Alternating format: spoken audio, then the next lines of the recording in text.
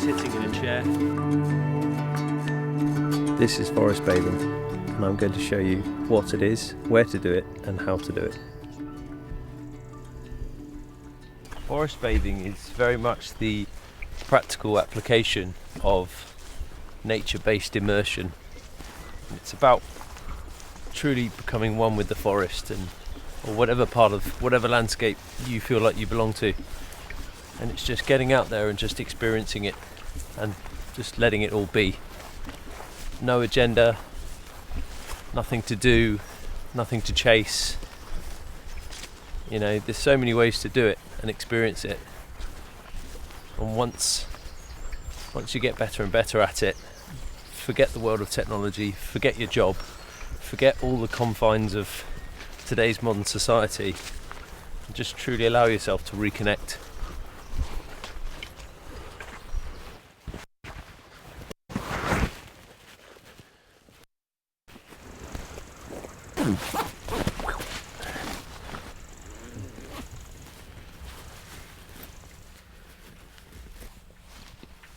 For the sake of the tree, using tree straps are quite important, as these will stop damage being incurred or ring barking the outside of the tree.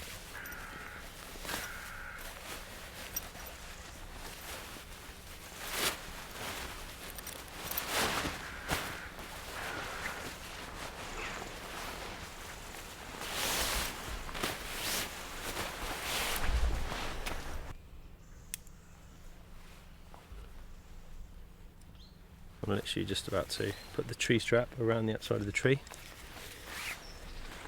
I'm going to keep my hammock up out of trouble. It's going to go over my neck in case the forest floor is wet. These are a bit like seatbelt material. Just go around like that.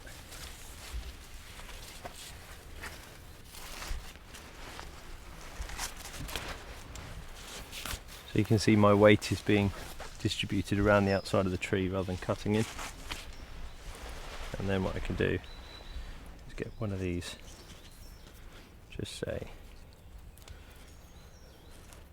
through there. This is a carabiner. You can get these in most outdoor shops. They're really not very expensive at all.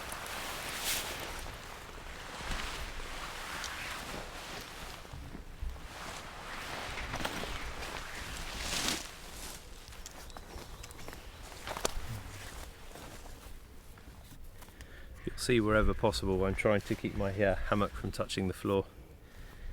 This one's made of parachute material and it dries out really fast, but nevertheless you don't want to start wet. For anyone who's new to the channel, my name's Nick Goldsmith. I'm founder of Hidden Valley Bushcraft, where we teach bushcraft, forest school, and through our courses aim to reconnect people with nature. The hammock I'm using today is made by a company called Ticket to the Moon, and you can pick these up online. Just Google it and probably come up around £44 is a good going price for these things. Another good company is called Eno, and they do a single or a double, and again they're around the sort of £50 mark.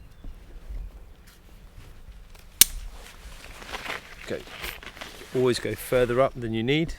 There's going to be a bit of sag when you get in there, especially if, like me, you're slightly heavier. So as the whole thing tucks away inside itself, I've got this useful little pocket now to put my mobile phone turned off if it isn't already, and if I've got a watch, I'll take that off as well. Take everything off, put it in that pocket, do it up, don't think about it anymore.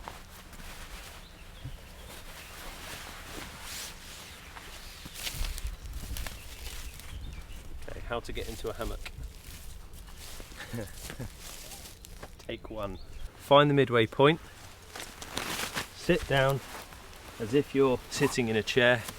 Okay, and at this point you'll know, or you'll see quite quickly, whether one of your tree straps isn't properly adhered to the tree. You might hear a bit of dunk, dunk, dunk, dunk, dunk sort of noise, and you can make any adjustments. Now's the time, whilst your weight's in the sitting position. Next, all you're going to do is take your arms, find the two sides, and swing your feet up and in. Now, I've chosen to go for a double because I'm quite a wide chap, not necessarily because I want to share with Louise, and that means I can actually, if I really want to, cover myself over quite nicely. This also helps when you're maybe in an area where there might be biting midges or small ticks or insects or something like that that could come and disturb your peace. You can just close yourself off in your little cocoon, like so. Another two important points about setting up your hammock are that your feet shouldn't be higher than your head, because obviously you don't want the blood to all run to your head, and that there should be a nice gap underneath here. Don't want to be lying on the forest floor getting cold. That is amazing, looking down through here. At this point I quite like to do a breathing exercise where I'm breathing in through my nose for 7 seconds and out through my mouth for 4. Think about it, count it out in your head as you're doing it, and you'll notice, and hopefully you'll feel the oxytocin, okay, your body's natural feel-good drug, being released.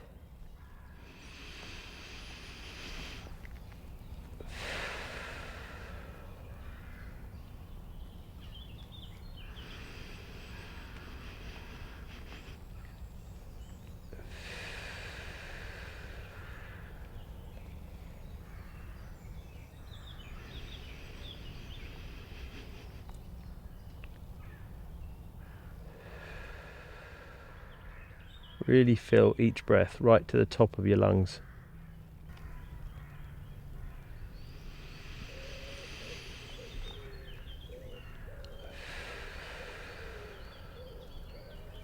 By about the third or fourth go, you should really start to feel a sense of calm.